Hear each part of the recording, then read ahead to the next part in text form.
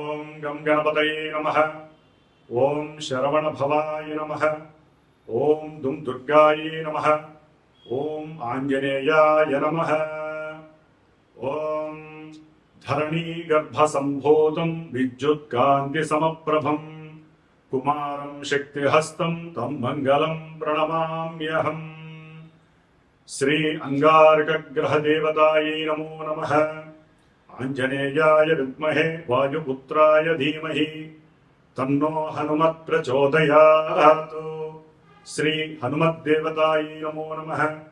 ఓం తత్పురుషాయ విద్మహే మహాసేనాయ ధీమహి తన్నో షణ్ముఖః ప్రచోదయాత్.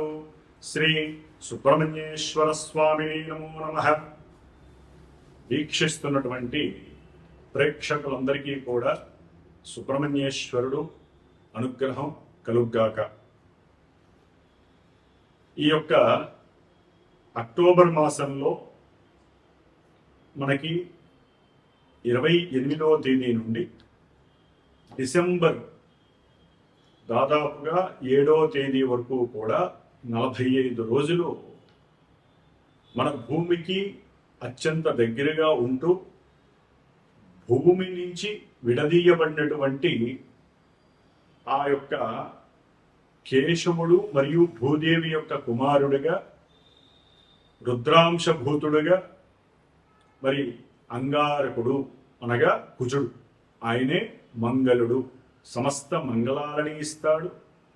అట్లాగే ఈ కుజగ్రహం అనేటటువంటిది మోస్ట్ ఎనర్జెటిక్ పవర్ఫుల్ ప్లానెట్. అంటే ఈ అంతరిక్షంలో ఉన్నటువంటి గ్రహాలలో చాలా శక్తివంతమైనటువంటి గ్రహము. మరియు ఆ యొక్క గ్రహానికి సంబంధించినటువంటి నక్షత్రాలు, రాశులు, లగ్నాలు కలిగేటటువంటి ఉన్నటువంటి జాతకులు కుజగ్రహ ప్రభావానికి లోనై వారి యొక్క ఆకర్షణ చాలా తీక్షణంగా ఉంటుంది. వారు మాట్లాడే ధోరణి కూడా చాలా మూమెంట్ చాలా ఫాస్ట్గా ఉంటుంది. అంటే త్వరగా నిర్ణయాలు తీసుకోవటం, త్వరగా మాట్లాడేయటం, తర్వాత ఆ మాటకి తగ్గ ప్రతిస్పందనగా బాధపడటము, లేదా అహంకార ధోరణి, కొన్ని కుళ్ళు కుతంత్రాలతో కూడుకున్నటువంటి ఈర్ష్యా స్వభావాలు. ఎందుకంటే ఈ కుజగ్రహం అనేటటువంటిది మనకున్నటువంటి సాత్విక, రాజస, తామస గుణాలలో తమోగుణ ప్రధానుడు. ఈ యొక్క అగ్నితత్వకారకుడైనటువంటి అగ్నిగ్రహమైనటువంటి పురుషగ్రహమైనటువంటి ఈ కుజుడు. మరి ఈ అంగారకుడు ముఖ్యంగా మన యొక్క జాతక చక్రాలలో మేషరాశికి, అట్లాగే 8వ రాశి అయినటువంటి వృశ్చిక రాశి, ఈ 2 రాశులకి ఆధిపత్యము ఆయనదే. అలాగే మనకున్నటువంటి 27 నక్షత్రాలలో మృగశిరా నక్షత్రము, అట్లాగే చిత్తా నక్షత్రము. ఇది చిత్తా నక్షత్రం, మృగశిరా నక్షత్రము వృషభ రాశిలో 2 పాదాలు, మిథున రాశిలో 2 పాదాలు ఉంటాయి. అంటే ఈ కుజగ్రహము ఇటు శుక్రుడు ఫలితాలని, ఈ యొక్క బుధగ్రహ ఫలితాలని నక్షత్ర రూపకంగా ఇస్తూ ఉంటాడు. అలాగే మనకి చిత్తా నక్షత్రము 2 పాదాలు కన్యారాశిలోను, 3-4 పాదాలు తులారాశిలోనూ ఉంటాయి. అంటే ఇక్కడ కూడా బుధగ్రహము, శుక్రగ్రహం ఇచ్చే ఫలితాలు ఈ నక్షత్ర జాతకులకి వర్తిస్తూ ఉంటుంది. ఫైనల్గా ఆయన ధనిష్ఠా నక్షత్రము ఇటు మకర రాశిలో 1-2 పాదాలు, కుంభరాశిలో 3-4 పాదాలు.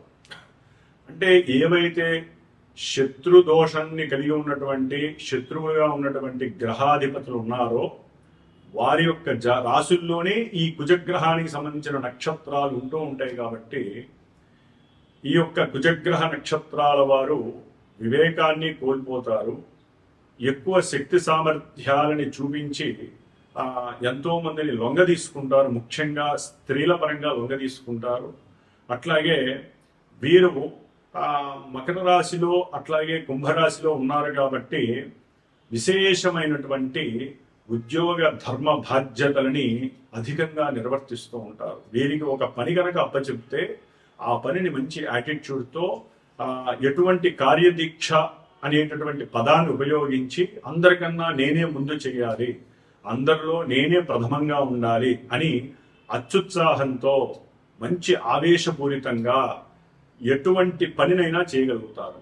అయితే జాతకరీత్యా గనక వీరు సరైనటువంటి పరిస్థితుల్లో లేకపోయినట్లయితే, అంటే సరైన భావాలలో కానీ నక్షత్రాలలో కానీ లేకపోయినట్లయితే కోపము, ఆవేశము, అట్లాగే చిరాకు, మండిపాటుతనము, అవసరమైతే అవతల వాళ్ళ మీద చేయి చేసుకోవటము, కొట్టటము, అట్లాగే ఎక్కువగా వాహన ప్రమాదాలు, ఎన్నో రకాలైనటువంటి అగ్నిపరమైనటువంటి గండాలు, మృత్యు దోషాలు. ఎందుకంటే వృశ్చిక రాశి అనేటటువంటిది మృత్యు రాశి, 8వ రాశి కాబట్టి 8వ స్థానం, అదే ఆయుస్థానము ప్లస్ మృత్యు స్థానం అని కూడా అంటారు.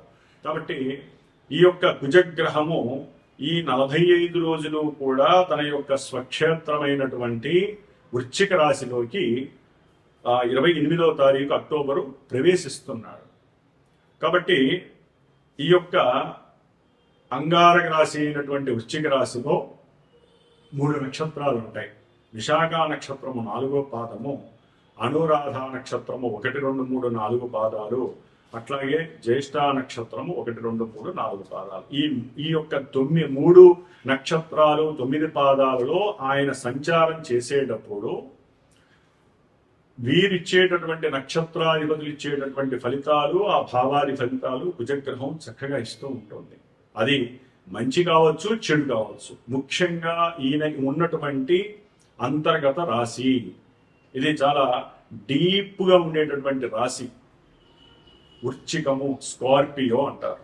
కాబట్టి ఈ అంగారక గ్రహము చాలా చాలా దోషభూయుక్తమైనటువంటిది. ముఖ్యంగా వివాహ వ్యవస్థలో ఈ గ్రహము కనుక వారి జాతకంలో జన్మ లగ్నంలో కానీ చంద్ర రాశిలో కానీ శుక్రుడితో కానీ కలిసి ఉన్న లగ్నాతు చంద్ర లగ్నాతు ఈ యొక్క కుజగ్రహము 1 అంటే ఆ రాశిలో కానీ లగ్నంలో కానీ, కుటుంబ స్థానమైనటువంటి 2వ స్థానంలో కానీ, సౌఖ్య స్థానమైనటువంటి 4వ స్థానంలో కానీ, ఆ ఆయుస్థానము స్త్రీలకైతే కనుక సౌభాగ్య స్థానం 8వ స్థానంలో కానీ, అట్లాగే ద్వాదశం అనేటటువంటిది ప్రమాదాలని, అట్లాగే ఎన్నో రకాల ఆర్థిక అసమానతల్ని, అప్పులని సూచించేటటువంటి స్థానము ఈ యొక్క 12వ స్థానము. కాబట్టి ఇక్కడ గనక ఉన్నట్లయితే ఈ కుజగ్రహ దోషము అని అంటారు, దీన్ని కుజ దోషము అంటారు. వివాహ వ్యవస్థలో ఈ కుజ దోషానికి చాలా చాలా విశేషమైనటువంటి పరిస్థితులు కల్పిస్తూ ఉంటారు. మన యొక్క ముహూర్త భాగంలో కూడా, ముహూర్తంలో కూడా అష్టమ కుజుడు. అట్లాగే మనకి ఏదైతే గనక బాలారిష్ట దోషాలు ఉంటాయి, బాలారిష్ట దోషంలో కూడా ఈ కుజగ్రహము 7వ స్థానంలో ఉండకూడదు. ఇది మహాదోషము. 8వ స్థానంలో ఉన్న బాలారిష్ట దోషము అని చెప్తూ ఉంటారు. కాబట్టి ఈ కుజగ్రహం వలన చక్కగా ఉన్నటువంటి వారి జాతకాల్లో గనక అవయోగాలుగా ఈ కుజగ్రహం ఇచ్చినట్లయితే గనక జాతకరీత్యా మాత్రమే దంపతుల మధ్య ఉన్నట్టుండి ఆకస్మిక విరోధత్వము, అంటే ఇప్పుడు నడుస్తున్నటువంటి గ్రహస్థితి రీత్యా ఆకస్మికంగా గొడవలు బిగినవుతాయి. అంటే ఈ కుజగ్రహం ఏంటంటే స్త్రీల యందు ఎక్కువగా మక్కువ, తన యొక్క శక్తి సామర్థ్యాలతో ఆకర్షించటము, అట్లాగే ఎక్కువగా మోసపూరితమైనటువంటి అబద్ధాలతో కూడుకున్నటువంటి మాటలు చెప్పటము, అవతల వారిని అట్రాక్ట్ చేసి వారిని ఇబ్బంది పెట్టడము, అవసరమైతే నయాన భయానాన్ని మించి అవసరమైతే హత్యలు చేయడానికి కూడా ఈ కుజగ్రహం అనేటటువంటిది ఫోర్సుబుల్ గా వారి యొక్క జాతకంలో ఉంటే అది ఇప్పుడు ప్రెసెంట్ యాక్టివేట్ అవుతూ ఉంటుంది. కాబట్టి అన్నదమ్ముల మధ్య విరోధత్వము కావచ్చు, భూ సంబంధిత ల్యాండ్ మ్యాటర్స్ కానీ ఏదైనా సరే, కబ్జాలు కావచ్చు, కబ్జాలు చేసిన వాడు మీ మీద పగ తీర్చుకోవచ్చు, లేకపోతే రియల్ ఎస్టేట్ రంగంలో ఎవరైతే ఏజెన్సీగా పనిచేస్తున్నారో స్థలాలు అమ్మించడానికి వారు కొంచెం జాగ్రత్తగా ఉండాలి. లేనిపోని అబద్ధపు మాటలు చెప్పకండి. అవతల వ్యక్తులు మీకు శత్రువులుగా మారే పరిస్థితి ఉంటుంది. ఎందుకంటే వృశ్చిక రాశిలో కుజులు వచ్చినప్పుడు రహస్య స్థావరానికి సంబంధించి అట్లాగే ముఖ్యంగా మిలిటరీ వ్యవస్థ కావచ్చు, ఈ వ్యవస్థల్లో ఎన్నో రకాలైనటువంటి ప్రాబ్లమ్స్ కలిగే అవకాశాలు ఉంటాయి. మన యొక్క రహస్యాలని బయట దేశాలకి అందించే పరిస్థితులు కూడా ఉద్యోగస్తుల్లో ఉండేవారు ఉంటారు.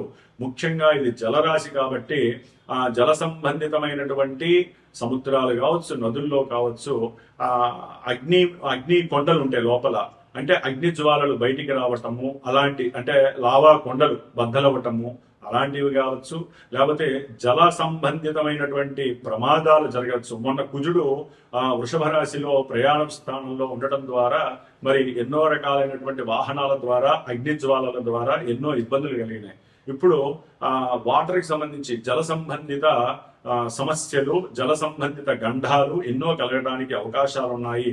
ముఖ్యంగా ఈ స్థానము స్త్రీలకి ఋతు సంబంధపరమైనటువంటి హార్మోన్స్ ఇన్బ్యాలెన్సింగ్ వలన వచ్చేటటువంటి అసమానతల వలన వచ్చేటటువంటి ఎన్నో రకాల ఋతు సంబంధమైన పీరియాడిక్ ప్రాబ్లమ్స్ ని క్రియేట్ చేసే స్థానం ఇది. అంటే గర్భ సంబంధిత దోషాలని, గర్భవిచ్ఛిన్న దోషాలని కలిగజేసే స్థానము వృశ్చిక రాశి. మరి ఆ రాశిలో మహానుభావుడు కుజుడు వచ్చి సొంత ఇంట్లో చాలా బలంగా ఉంటున్నాడు. స్వక్షేత్రగతుడైనటువంటి కుజుడు తన యొక్క సొంత ఇంట్లో ఉండటం అనేటటువంటిది ఒక రకంగా మంచిదైనప్పటికీ కూడా ఆ స్థానము 8వ స్థానం అవటం ద్వారా న్యాచురల్ జోడియాక్ లో ఇది అంత మంచిది కాదు.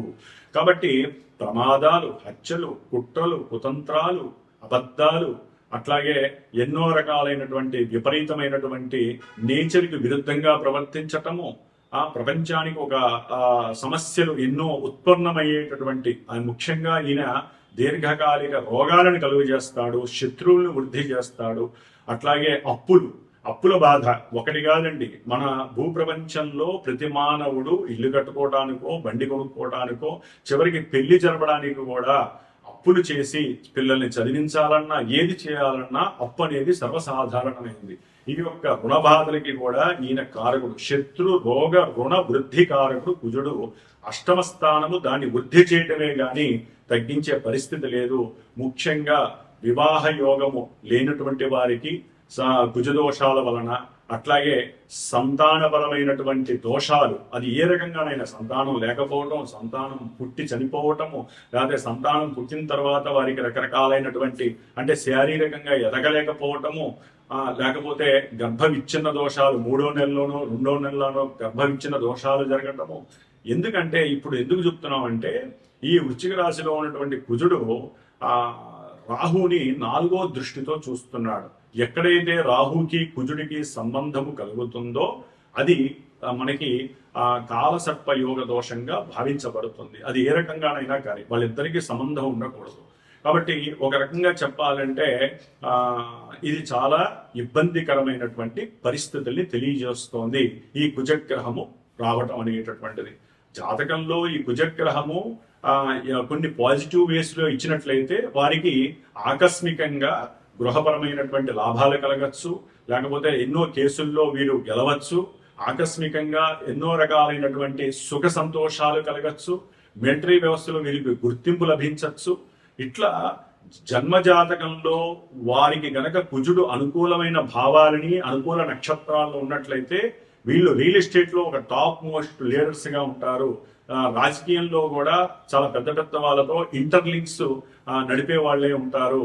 అట్లాగే ఇది గనక జన్మజాతకంలో ఈ కుజగ్రహము నెగిటివ్ షేడ్స్ ని గనక కలిగి ఉన్నట్లయితే ఇప్పుడు వాళ్ళు లేనిపోని ఇబ్బందులు, నేరాలు, ఘోరాల్లో వాళ్ళు ఇరుక్కోవటము, జైళ్లలోకి వెళ్ళటము, ఎప్పుడు గడప తక్కున్నటువంటి వాళ్ళు పోలీసు గడపలు తొక్కటము, పోలీసుల యొక్క వేధింపు చర్యలు, ఎన్నో రకాలైనటువంటి మానభంగాలు, ఎన్నో రకాలైన హత్యలు, ప్రమాదాలు, వారు అనుకున్న గృహ సంబంధిత విషయాల్లో ఆటంకాలు, గృహ విషయాలలో, ల్యాండ్ విషయాలలో మోసపోవటము, ఇట్లా ఒకటి కాదండి.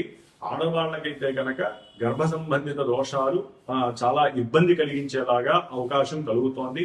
కాకపోతే ఇంకొక చిన్న భగవంతుడు మనకి ఇచ్చిన అదృష్టం ఏంటంటే గురువు ఉచ్చస్థితిలో ఉండి దాదాపుగా డిసెంబర్ 5వ తేదీ వరకు ఈ కుజగ్రహాన్ని తన యొక్క దృష్టితో చూడటం ద్వారా ఈ యొక్క ఇబ్బందుల్లో కొంతవరకు మనకి ఎటువంటి ఇబ్బందులు లేకుండా డైవర్ట్ చేసే శక్తి గురుగ్రహం మనకిస్తోంది. అయినప్పటికీ వివాహము, సంతానము, అట్లాగే భూ సంబంధిత కబ్జాలు, లేకపోతే కొంతమందికి అయితే కనుక అన్నదమ్ములతో విరోధాలు, లేకపోతే ఆర్జితం అంటే అక్రమంగా వారి యొక్క ఆస్తులని గృహాలని ఎవరైనా ఆక్యుపై చేసి వీళ్ళని మోసం చేయటము, భయపెట్టడము, అవసరమైతే వారిని హత్య చేస్తానని బెదిరించడము, లేకపోతే ఇంట్లో అన్నదమ్ముల్లో అంతర్గత శత్రుత్వం పెరగటము, లేదా కుజదోషం ఉన్నటువంటి వాళ్ళకి ఓ పట్టాన్ని వివాహం జరగకపోవటము, ఇవన్నీ కూడా ఈ కుజుడు అలాగే కుజుడు రాహుని చూడడం ద్వారా జరుగుతున్నాయి. కాబట్టి మీరు అవకాశం ఉన్నటువంటి వాళ్ళు ఎవరి జాతక చక్రంలోనైనా ఇలాంటి దోషాలు ఉంటే కనుక తప్పకుండా సంప్రదించండి. అందులో ముఖ్యంగా మనకి ఈ కార్తీక మాసంలో నవంబర్ 20వ తారీఖున కార్తీక మాసం వెళ్ళిపోయి మార్గశిర మాసము 21 నుంచి ప్రారంభమవుతోంది. ఈ మార్గశిర మాసంలోనే మనకి దాదాపుగా నవంబర్ 26వ తేదీన సుబ్రహ్మణ్య షష్ఠి, దీన్నే కుమార షష్ఠి అంటారు. ఆ పార్వతీ తనయుడైనటువంటి సుబ్రహ్మణ్యేశ్వరుడు ఈ కుజగ్రహానికి అధిష్టాన దేవత, ఆయనే మంగళుడు అంటారు అందుకని. కాబట్టి ఈ దోషాలు ఎవరికైనా ఉన్నట్లయితే ఈ సుబ్రహ్మణ్య షష్ఠి రోజున, స్కంద షష్ఠి రోజున, ఎందుకంటే ఆయన డిసెంబర్ 7 వరకు ఉంటాడు.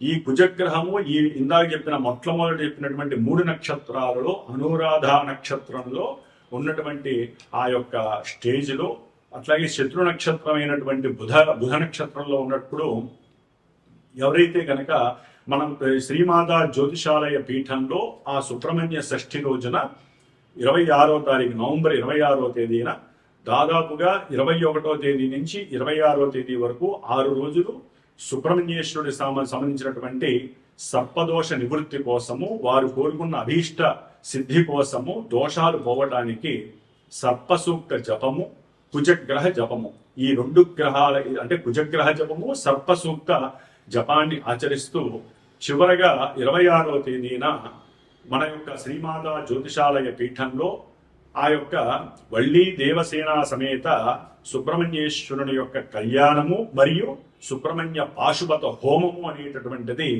జరుగుతోంది. కాబట్టి వివాహం కోసమైతే గనక కళ్యాణంలో స్త్రీలు కావచ్చు, పురుషులు కావచ్చండి, ముఖ్యంగా ఎవరైనా సరే ఈ యొక్క కళ్యాణంలో మీ యొక్క గోత్రనామాలు ఇచ్చి పార్టిసిపేట్ చేయండి, పీఠానికి ఫోన్ చేయండి. అట్లాగే ఈ యొక్క 6 రోజుల సర్పసూక్తము, కుజగ్రహ దోష నివారణార్థమే కుజగ్రహ శాంతి, చివరిలో స్వామివారికి హోమము, ఈ యొక్క కార్యక్రమము మొత్తము కూడా జరిగే అవకాశం ఉంటుంది. కాబట్టి ఈ యొక్క అత్యద్భుతమైనటువంటి అవకాశాన్ని సద్వినియోగం చేసుకోండి. ముఖ్యంగా ఈ నవంబర్ 12వ తేదీన ఈ కుజగ్రహము మరియు శని కూడా నవంబర్ 28వ తేదీన ఆయన రుజుమార్గంలోకి వస్తున్నాడు. కాబట్టి కుజగ్రహ దోష పరిహారార్థమై, సర్పగ్రహ దోష నివారణార్థమై మనకి కాశీ క్షేత్రంలో గంగానది ఒడ్డున నవంబర్ 12వ తేదీ నుండి నవంబర్ 17వ తేదీ వరకు దాదాపుగా 4-5 రోజులు అక్కడే ఉండి మృత్యుంజయ జపము, మన్యసూక్త జపాన్ని ఆచరిస్తూ స్వామివారికి ఒక రోజు ఆ గంగానదితో శతలింగార్చన 108 మృత్తికా లింగాలతో చక్కగా స్వామివారిని శతలింగార్చన కార్యక్రమం మహన్యాసపూర్వకంగా ఈ పంచసూక్తాలతో అభిషేకించి ఆ యొక్క ప్రసాదము, ముఖ్యంగా రుద్రాక్షకి కూడా అభిషేకం చేసి పంచముఖ రుద్రాక్షకి ఆ యొక్క రుద్రాక్షని ఈ చివర్లో చేసేటటువంటి సుబ్రహ్మణ్య పాశుపత హోమంలో కూడా ధరింపజేసి ఆ యొక్క ప్రసాదాన్ని చక్కగా మీకు వితరణ చేసే అవకాశం లభిస్తుంది. కాబట్టి ఎవరైనా సరే ఈ యొక్క కాశీ క్షేత్రానికి సంబంధించినటువంటి ఈ అభిషేకంలోను, అంటే శతలింగార్చన అభిషేకంలోను, లేదా మనకి చివర్లో నవంబర్ 26వ తేదీన ఈ యొక్క సుబ్రహ్మణ్యేశ్వర యొక్క కళ్యాణము, పాశుపత రుద్రహోమము, అట్లాగే సర్పసూక్త జపము, దీంట్లో పాల్గొనదలిచిన వాళ్ళు మనకి 28వ తేదీ నవంబర్ కాలభైరవాష్టమి వస్తోంది. కాలభైరవుడు ఈ కాశీక్షేత్రం వెళ్ళినప్పుడు కాలభైరవుని కూడా అర్చించి స్వామివారి దగ్గర పెట్టినటువంటి పాద పూజ చేసినటువంటి ఆ కాలభైరవ రక్షణ కూడా మీకు అందజేయటానికి, అట్లాగే అక్కడ వారాహి అమ్మవారి యొక్క అనుగ్రహం పొంది ఆ తల్లి యొక్క కుంకుమ ధారణను కూడా మీకు అందజేయడానికి నేను ప్రత్యేకించి సిద్ధంగా ఉన్నాను. కాబట్టి మనము జాతక విశ్లేషణతో పాటుగా ఈ యొక్క గోచార ఫలితాలను చెప్పుకునేటప్పుడు మనకి ఏ గ్రహం అయితే బాలేదో, ఏ గ్రహం వలన ఈ ఇబ్బందులు కలుగుతున్నాయో వాటికి సంబంధించినటువంటి పూజాదికాలో, హోమాలో, జపాలో, తపాలో చేసుకోవటమే మన యొక్క శాస్త్ర ధర్మము, ముఖ్యంగా జ్యోతిష్య శాస్త్ర ధర్మము. కాబట్టి ఈ జ్యోతిష్యాన్ని నమ్మాలి, అట్లాగే పరిహారాల్ని ఆచరించాలి. దీన్ని విస్మరించకూడదు, దీన్ని వేలెత్తి చూపించే పరిస్థితి ఎవ్వరూ చెయ్యకండి. ఈ యొక్క జ్యోతిష్యం ద్వారా మీ యొక్క జన్మజాతకం ఉన్నా లేకపోయినా, ప్రజెంట్ మీకు ఈ సమస్యల్లో ఎవరైనా పుట్టుమిట్టాడుతున్నా, ఇలాంటి అవకాశాలని సూక్ష్మంగా ఉపయోగించుకొని మనకున్నది దాంట్లో చక్కగా పార్టిసిపేట్ చేసి ఆ యొక్క ప్రసాద భస్మాన్ని, ప్రసాద రక్షని మీరు గనక ధరించినట్లయితే గనక ఆ స్వామివారి యొక్క అనుగ్రహంతో, సుబ్రహ్మణ్యేశ్వర స్వామి అనుగ్రహాన్ని పరిపూర్ణంగా పొంది భవిష్యత్తులో వివాహ యోగము, సంతాన యోగము, గృహ భూలాభ యోగము, ఇంకా ఏవైతే మీరు కోల్పోయి ఉన్నారో అవన్నీ పొంది రుణ విముక్తులే, ముఖ్యంగా రుణ విమోచనార్థమై చేస్తున్నాం. కాబట్టి ఈ కార్తీక అమావాస్య రోజున పీఠంలో ప్రతి నెల కూడా ఏదో ఒక హోమం, పాశుపత హోమాన్ని చేస్తూ ఉంటాం. కాబట్టి ఈసారి రుణ విమోచన హోమాన్ని నవంబర్ 20వ తేదీన అమావాస్య రోజున మన పీఠంలో రుణ విమోచన పాశుపత రుద్ర హోమం జరుగుతోంది.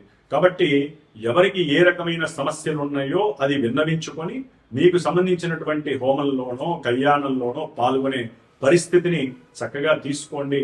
పర్సనల్ గా ఎవరైనా సరే వారి జన్మజాతక రీత్యా ఎప్పుడు వివాహం అవుతుంది, సంతానం కలుగుతుంది, ఇంకా వారికి ఉన్నటువంటి దోషాలు పోవడానికి చక్కగా పీఠానికి ఫోన్ చేసి సంప్రదించండి. మీ యొక్క జన్మజాతక విశ్లేషణని చక్కగా తెలుసుకోండి. మీ యొక్క రహదారిలో ఉన్నటువంటి ముళ్ళుని, దోషాలని కూడా తొలగించుకుంటూ ఏదో ఒక చిన్నదో పెద్దదో మీకున్న దాంతో పరిహారాన్ని ఆచరిస్తూ ముందుకు వెళుతూ మన యొక్క సనాతన ధర్మాన్ని కాపాడండి.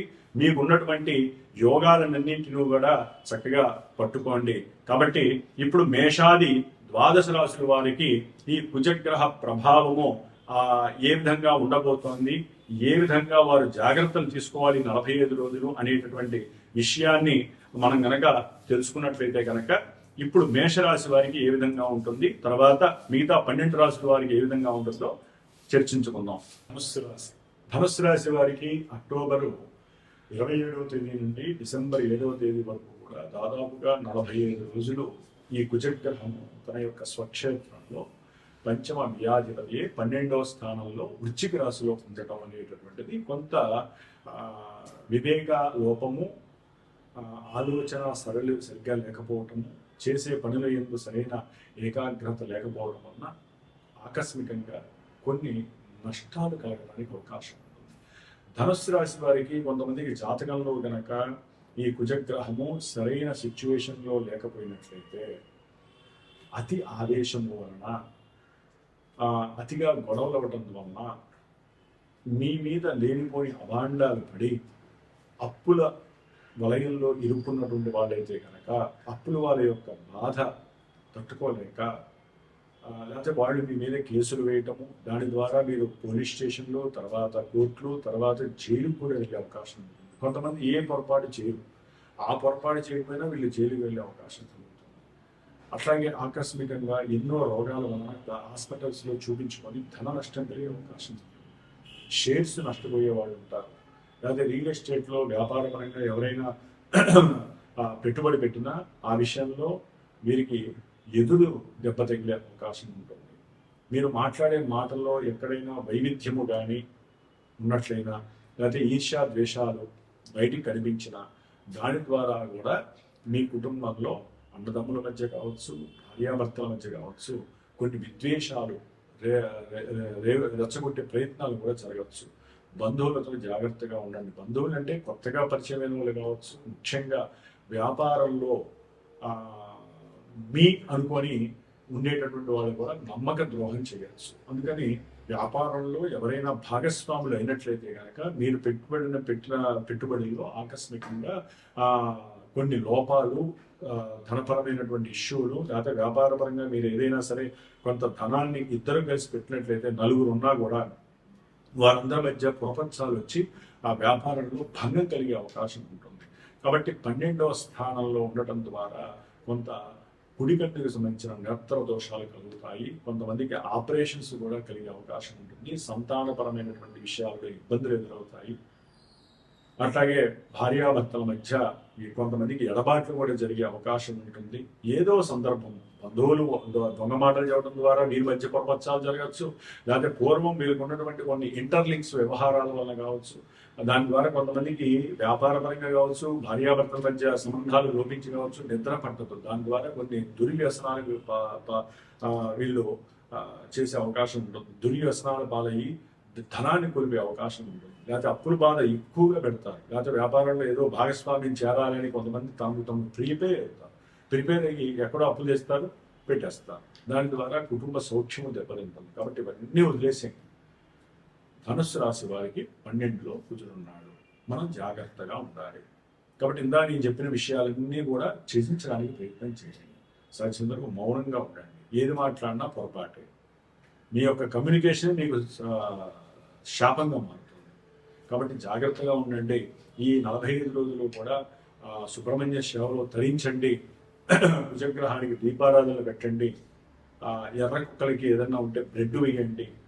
లేకపోతే కందిపప్పుతో కూడినటువంటి ఏదైనా పప్పు లాంటిది చేసి అన్నంతో పాటుగా ఎవరికైనా సరే అన్నంగా పెట్టండి. లేకపోతే కుక్కలకైనా సరే రోజు మీరు తినే తిండిలో కొంచెం అన్నంగా పెట్టండి. అన్న సమారాధన చేయండి. కార్తీక మాసం కాబట్టి దీపారాధన చేసే సమయంలో కొంచెం జాగ్రత్తలు వహించండి.